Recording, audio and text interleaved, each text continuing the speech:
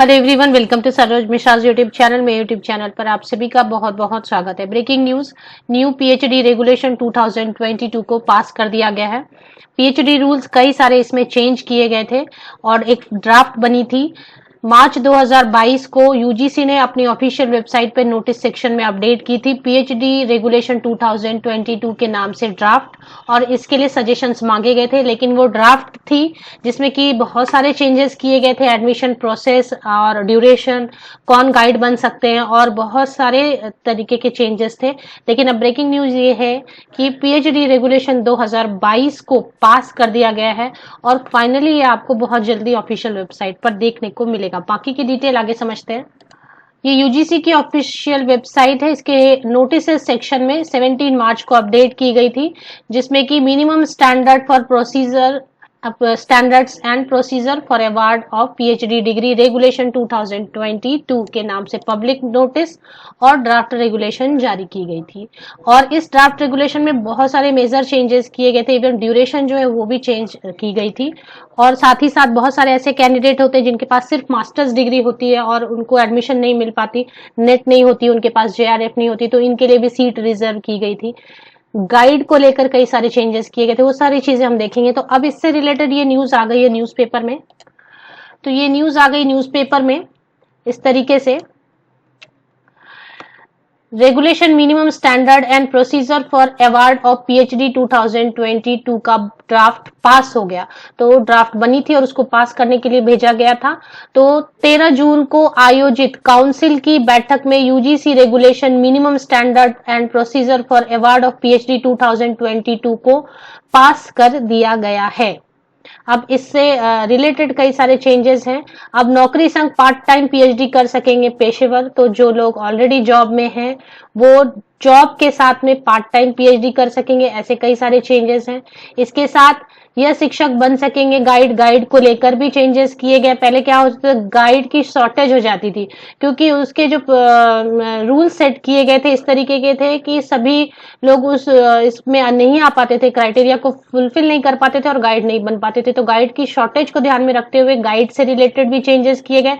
Full time regular professor, associate professor, assistant professor PhD करवा सकेंगे। Professor और associate professor को पीएचडी करना आने के लिए कम से कम 5 रिसर्च पब्लिकेशन पब्लिश होनी चाहिए, जबकि असिस्टेंट प्रोफेसर के लिए 5 साल तक का टीचिंग और रिसर्च अनुभव के साथ 3 रिसर्च पब्लिकेशन पब्लिश होनी चाहिए। नए नियम में प्रोफेसर 8 से अधिक, एसोसिएट प्रोफेसर कम से कम 6, एटलीस्ट 6, मतलब 6 से ज्यादा भी ले सकते हैं, and assistant professor minimum 4 PhD scholars रख सकते हैं। तो ये तो हो गई सिर्फ गाइड को लेके, क्योंकि गाइड की शॉर्टेज है। इसके बाद में और एक चीज जो खास थी, कई सारी चीजें खास है इसमें आपके बेनिफिट किया एज अ कैंडिडेट।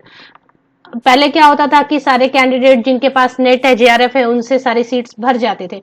बट अभी ऐसा किया है, विश्वविद्यालय सिर्फ अपनी 40% सीटों पर अपनी या एनटीए की संयुक्त दाखिला प्रवेश परीक्षा की मेरिट से दाखिल दे सकते हैं और 60% नेट या जेआरएफ के लिए रख दिया गया है। तो 60-40 में बांट दिया गया। जिनके पास सिर्फ मास्टर डिग्री है, नेट नहीं है, जेआरएफ नहीं है, वो एग्जाम क्वालिफाई करके एडमिशन ले सकेंगे।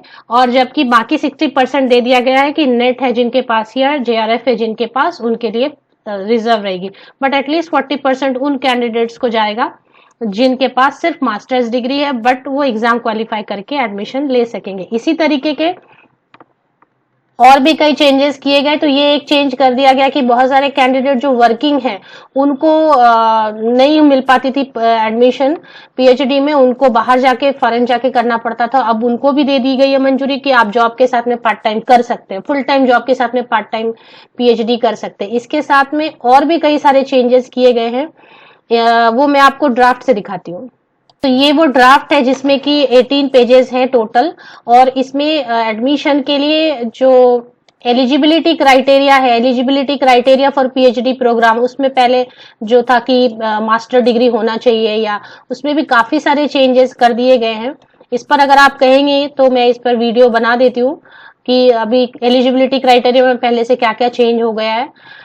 तो इसे देख सकते हैं। ड्यूरेशन में सबसे बड़ी चेंज आ गई है, क्योंकि पहले जो ड्यूरेशन होती थी वो होती थी 3 to 5 अभी हो गई। PhD shall be minimum 2 years, अभी 2 इयर्स में आप कर सकते हैं तो कर ले, कोई प्रॉब्लम नहीं, excluding course work, and maximum 6 years, 6 साल में आपको खत्म करना होगा।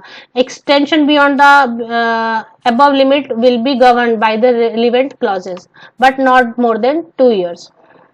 Women candidate and PWD may be allowed a relaxation of 2 years for a PhD in the maximum duration। मतलब 6 साल तो है ही, अब women candidate है या PWD कैंडिडेट है उनको और 2 साल का वक्त दिया जा सकता है। कई बार होता है मैटरनिटी लीव वगैरह, चाइल्ड केयर के लिए वो नहीं कर पाते, विमेन कैंडिडेट या पीडब्ल्यूडी कैंडिडेट किसी वजह से नहीं कर पाते 6 साल में, तो उनको और 2 साल दिए जाएंगे।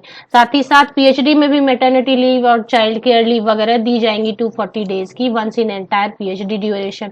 तो ये एक ड्यूरेशन में बहुत बड़ी चेंज की गई। मैंने आपको पहले ही बता दिया कि गाइड इससे रिलेटेड चेंज किए गए। मैंने आपको ये भी बताया कि मास्टर्स डिग्री वाले कैंडिडेट के लिए थोड़ी, जिनके पास नेट जेआरएफ नहीं है, सेट नहीं है या गेट नहीं है, उनके लिए 40% अब रिजर्व रहेगा, वो अपनी मेरिट से एग्जाम पास करके उसमें एडमिशन ले सकेंगे। यहाँ पे देखिए, अगर आप इस ड्राफ्ट में देखना चाहते हैं, 60% of total seat will be filled with NET JRF students and 40% through the university और common entrance test qualified student on the basis of interview conducted. तो 40% उनके लिए जिनके पास मास्टर्स डिग्री है और नेट जेआरएफ नहीं है। तो चलिए, आपके लिए भी हो गई। और कई सारे इसमें और भी चेंजेस किए गए हैं, अगर आप कहेंगे तो मैं एक डिटेल वीडियो इस पर वापस से बनाती हूँ कि और क्या क्या चेंजेस है, पर इसमें बहुत सारे पॉजिटिव चेंजेस दिखाई दे रहे हैं कि ड्यूरेशन से लेके, गाइड से लेके, एडमिशन की प्रोसेस से लेके बहुत सारे पॉजिटिव चेंजेस किए गए हैं जो करने भी चाहिए थे सारे, क्योंकि काफी वक्त पहले जो एक रेगुलेशन आई थी उसमें ये सारी चीजें कम थी, तो इन सारी चीजों को फिर से रिवाइज करके ऐड किया गया है और अच्छी चीजें ऐड कर दी गई हैं, तो ये अच्छा है। इसमें एक चीज और, UGC chairman professor M Jagdish Kumar ji ने बताया कि अब वर्किंग प्रोफेशनल अपनी नौकरी के साथ साथ पार्ट टाइम पीएचडी कर सकेंगे अगले सत्र से, मींस नेक्स्ट एकेडमिक ईयर से। अभी 2022-23 तो चला गया, बट 2023-24 से विश्वविद्यालय मींस यूनिवर्सिटीज में CSIR, ICMR, ICAR आदि में इन्हीं नियमों के तहत पीएचडी में दाखिले होंगे। उच्च शिक्षण संस्थानों को पीएचडी सीटों का ब्यौरा वेबसाइट पर अपलोड करना होगा। पीएचडी दाखिले के लिए 70 अंक लिखित और 30 अंक के इंटरव्यू रहेंगे। कम से कम 12 क्रेडिट और अधिक से अधिक 16 क्रेडिट अनिवार्य होगा। उम्मीदवार अपनी थीसिस को पेटेंट और पीएचडी की रिसर्च फाइंडिंग को क्वालिटी जर्नल यानी पीयर रिव्यूड जर्नल में छपवा सकते हैं।